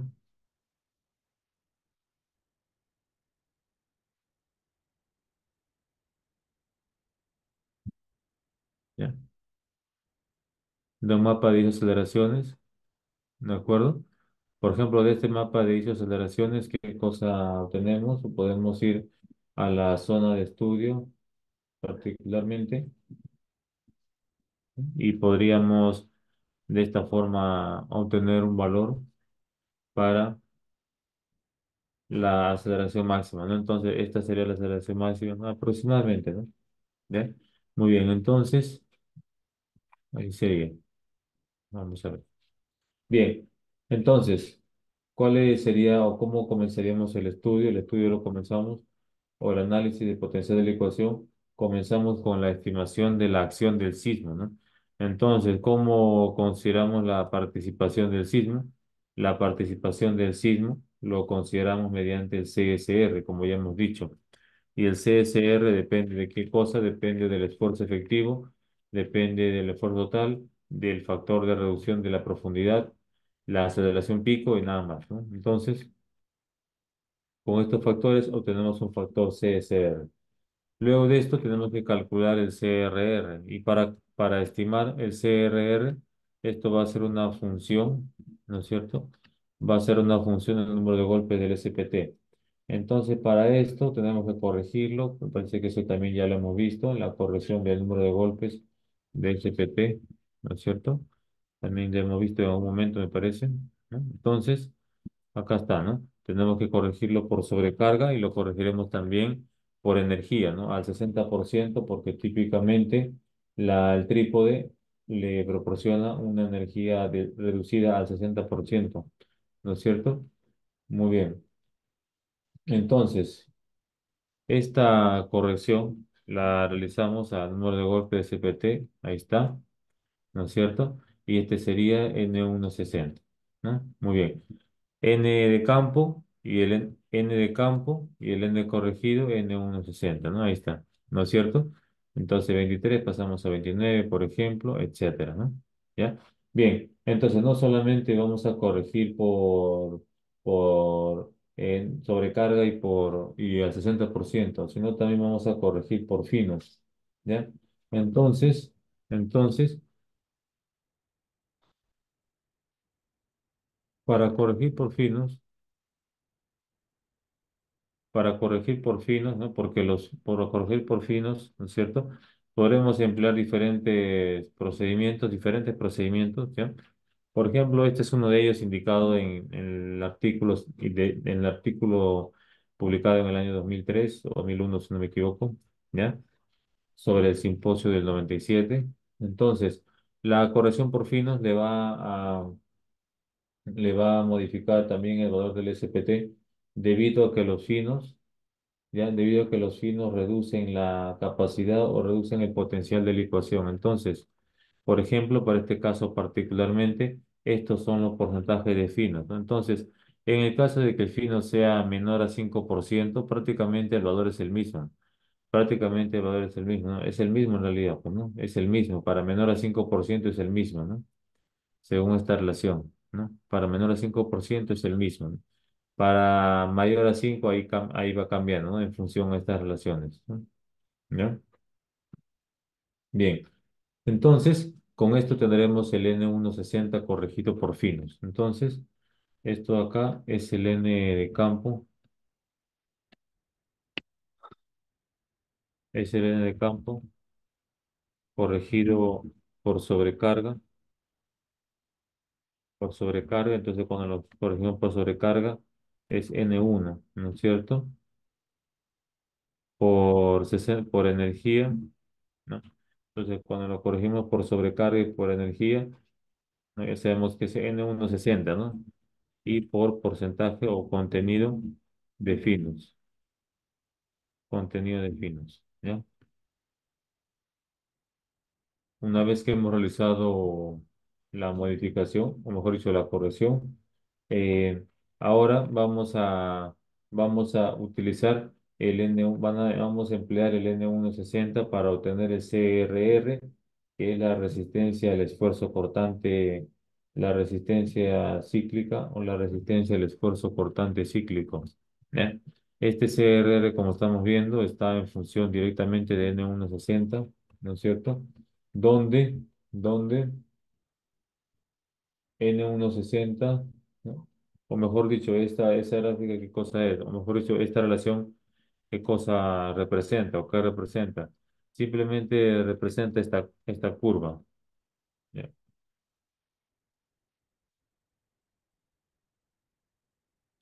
¿Ya? Representa esta curva de color rojo, ¿de acuerdo? En la cual esta curva reemplazamos, ¿no? N160, ¿no? Acá tenemos en el eje X N160 y CS lo corrige por finos hacia el 5% de finos, lo ajusta, ¿no? Y esta formulación va a representar esta curva, ¿no? Esta curva, ¿ya? Esa fórmula va a representar esta curva. Entonces, con eso obtenemos la resistencia al esfuerzo cortante cíclico CRR 7.5. ¿Eso qué significa? ¿No? Que esta es la resistencia al esfuerzo cortante cíclico, ¿ya? La resistencia al esfuerzo cortante cíclico, pero para un sismo de 7.5 grados, ¿no? Para un sismo de 7.5 grados. 7.5 de magnitud de momento. 7.5 de magnitud de momento. Entonces, para llevarlo a un sismo de diseño diferente de 7.5, se debe realizar una corrección. Entonces, esta corrección es la siguiente. ¿Ya? Ahí está. Entonces, de acuerdo al procedimiento, ¿ya? Tenemos acá el CRR obtenido, ¿ya? Con la formulación en función del N160 corregido por sobrecarga al 60% y contenido de finos. Y luego multiplicamos por este factor de corrección que depende de qué cosa, de la magnitud del sismo que se esté analizando, la magnitud del sismo de diseño, la magnitud del sismo de diseño, acá está. Entonces, si la magnitud del sismo de diseño es 8, por ejemplo, acá se reemplaza en 8 y se obtiene un factor de seguridad perdón, un factor de reducción se multiplica y se obtiene acá el corregido. Entonces, finalmente se tiene qué cosa, ¿no? Se tiene finalmente, o finalmente no, ¿no? Entonces, llegado a este punto, se tiene el CRR corregido. Entonces, ya tenemos el CRR y el CSR. Ahora vamos a dividir simplemente para obtener un factor de seguridad. Sin embargo, se debe definir cuál va a ser el factor de seguridad que va a definir si el suelo licúa o no licúa. Particularmente para el caso de la norma peruana, este factor de seguridad no es fijo, sino también depende depende de la categoría de la edificación. Y la categoría de la edificación está en la norma E030, ¿ya? Donde, por ejemplo, la categoría de la edificación, acá no ha salido, no salió la imagen, la categoría A, ¿no? Pero acá la categoría B, por ejemplo, edificaciones donde se reúne gran cantidad de personas, etcétera, ¿no? Edificaciones comunes, viviendas, oficinas, hoteles, etcétera, ¿no? Y dependiendo de la categoría tendrá un factor, se le atribuirá un factor de seguridad, ¿no? Entonces, luego finalmente mediante el procedimiento de análisis determinístico se obtiene la condición la condición final del suelo, si el suelo licúa o no licúa. Entonces, ¿no? Tenemos en este caso, por ejemplo, se ha llegado a la conclusión de que el suelo licúa los 4 primeros metros, por ejemplo. ¿Ya? Este es el procedimiento determinístico o un procedimiento determinístico que se puede emplear. Luego, luego, eh, un procedimiento probabilístico, ¿no? Que se puede emplear también porque se requiere procedimiento probabilístico es el siguiente. Mediante el procedimiento probabilístico, ¿no? Y mediante esta relación de este autor, se obtiene la probabilidad de la ecuación en función de el factor de seguridad, en función del factor de seguridad. Entonces, por ejemplo, ahora sí, finalmente, para esta parte, ¿no es cierto? Tendremos la tabla con los factores de seguridad, ¿no? Y el potencial de la ecuación, ¿no? Por ejemplo, ¿ya? Muy bien, etcétera, ¿no? Y eh, luego podremos proponer cimentación profunda a una profundidad mayor que la profundidad de la ecuación, ¿no es cierto? Proponer un diseño, ¿no? De un pilote y obtener una capacidad de carga de grupo, ¿no? Bien, entonces, ¿no? ¿Ya? Luego de esto, en esta parte, ya llegado a este punto, ¿qué cosa hemos visto, no? Entonces, resumiendo, ¿no? Resumiendo ya para ir finalizando. Entonces, resumiendo,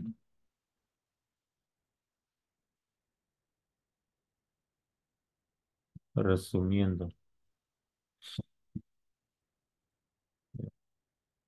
Vamos a ver antes que me olvide.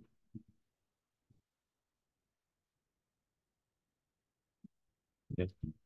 Entonces, resumiendo, ¿qué cosa hemos visto, no? Primero hemos visto, fundamentalmente, que es importante el reconocimiento preliminar, ¿no es cierto? El reconocimiento preliminar el reconocimiento preliminar, ¿no? Esto nos va a servir para definir qué tipo de suelo podríamos encontrar o optimizar recursos, ¿no? Al momento de la planificación de ensayos de campo. Luego del reconocimiento preliminar, acá sería la documentación preliminar. De esta manera podremos saber qué material más o menos podremos encontrar.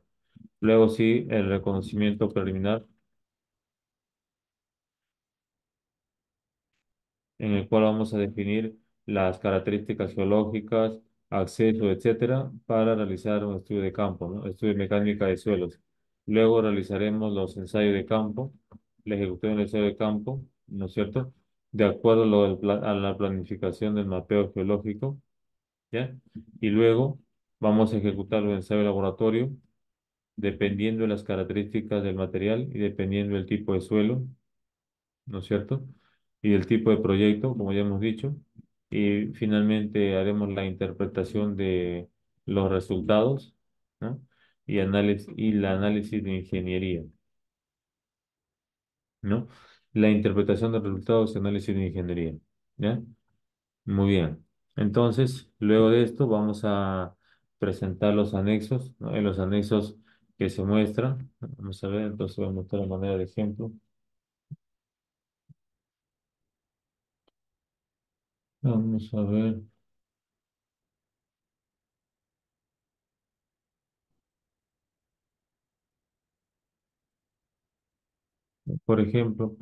¿no? Por ejemplo, que se puede mostrar en anexos, ¿no? Acá se muestra típicamente anexos, ensayo de campo, ¿no es cierto? Pues comienza con ensayo de campo, calicatas, SPT, DP, de lo que sea realizado, ¿no? En este caso particularmente dos calicatas, ensayo SPT, donde el ensayo SPT se indica la profundidad, el número de golpes, con la profundidad, etcétera, ¿no? Luego de esto siguen los ensayos de laboratorio. En el ensayo de laboratorio tenemos ensayo de caracterización, granulometría, por ejemplo, ¿no? En este caso se ha hecho granulometría para el suelo natural, ¿no? En este caso se ha hecho un ensayo de corte directo para un material seleccionado, por ejemplo, para un material seleccionado, ¿está? Por ejemplo. Luego también se ha realizado Proctor, ¿no? Para la zona del suelo de subrasante, de los accesos, etcétera. Adicionalmente, ensayo químico para determinar los sales solubles totales, cloruros y sulfatos. Adicionalmente, pH, ¿no? Porque también hay un requerimiento de pH mínimo en la norma. Luego de esto, bueno, acá típicamente así bastante simple, ¿no? Panel fotográfico, etcétera, ¿no? Generalmente antes del panel fotográfico se encuentra el análisis de ingeniería, ¿no? El análisis de ingeniería, en el análisis de ingeniería ahí está incluido todo lo que se ha realizado, ¿no? Si es con fines de cimentación, estabilidad de taludes, etcétera, ¿no? En este caso, el análisis de ingeniería implicó principalmente el potencial de licuación y una propuesta preliminar de cimentación, ¿no? Y luego típicamente panel fotográfico, ¿no? También puede ir planos dependiendo de la envergadura, ¿no? En este caso, un proyecto pequeño tiene esta información únicamente, ¿no? ¿Ya?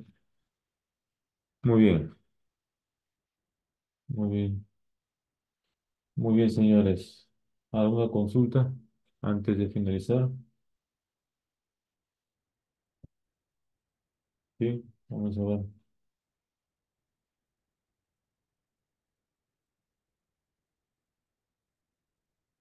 Ya, muy bien. Dice ahí cuál es el criterio que se toma en cuenta para recomendar si su cimentación superficial, corrida.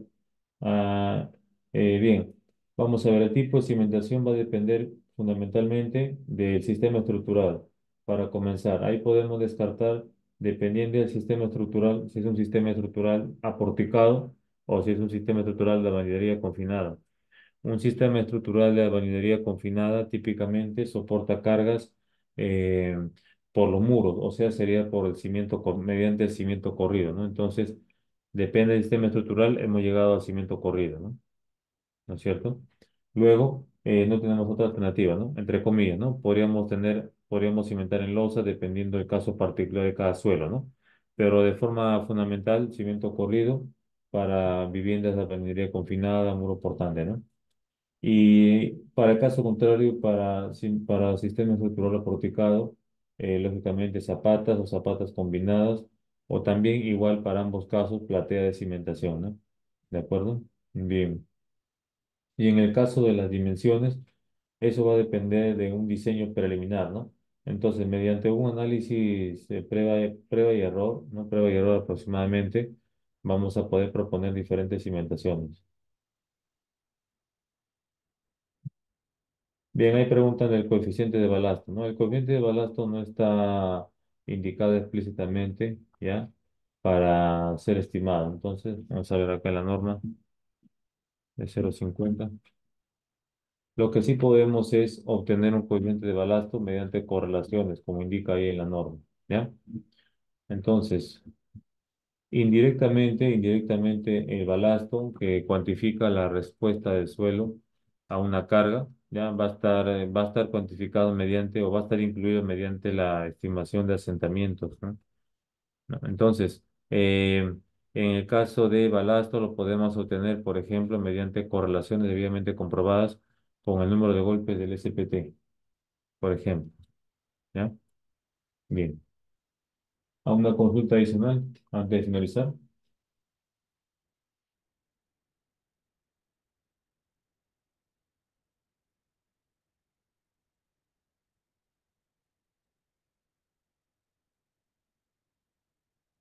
Muy bien, muy bien. Muy bien, estimado. Entonces, dicho esto, vamos a finalizar aquí la sesión, ¿ya? Entonces, agradezco su participación y quedan invitados para próximos cursos que se van a abrir en el centro, ¿ya? Bien, entonces ahí la última consulta que hace, parámetros sísmicos sin hacer ensayo de geofísica, ahí la pregunta sería, ¿cómo, no? ¿No? ¿No es cierto? Entonces los ensayos de geofísica son bastante útiles, ¿no? En realidad se recomienda hacer ensayos de geofísica, ¿no? Para tener una mayor precisión en la estimación del perfil estratigráfico, ¿no? Y sobre todo también cuando hay problemas de flujo, ¿no? Donde está involucrado flujo, ¿ya? Bien, muy bien. Entonces, dicho esto, finalizamos acá y nos encontramos en una siguiente oportunidad. Gracias por su asistencia. Hasta la próxima, ¿ya? Suerte. Nos vemos.